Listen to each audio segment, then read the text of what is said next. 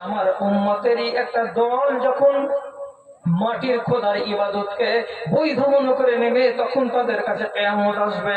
এই দেশের লোকেরাই একদিন না একদিন সে দেশের মাটিতে মন্দির কায়েম করতে অনুমতি দিয়েছে, মন্দির তৈরিও হয়েছে এবং সেখানে যথারীতি পুজো পাঠও হয়ে যাচ্ছে। অথচ নবী করিম সাল্লাল্লাহু আলাইহি সাল্লাম মরবার আগের দিন বলেছিলেন, আখরিজুল মুশরিকিনা মিন জাজিরাতিল আরবে, আরবের দ্বীপ থেকে, আরবের এলাকা থেকে যত মুশরিক আছে ওদেরকে বের করে দিতে হবে। এখানে কোনো মন্দির থাকবে না, এখানে কোনো গির্জা থাকবে না। এবং আল্লাহ রাব্বুল আলামিনের নবীর দেশে মক্কা আর মদিনার চারিদিকে 11 কিলোমিটার দূরে সাইনবোর্ড লাগানো ছিল, কি বলে? মামনু দুখুল গায়রিল মুসলিমিন, অমুসলিমেরা এই রাস্তা দিয়ে ভিতরে ঢুকতে পাবে না।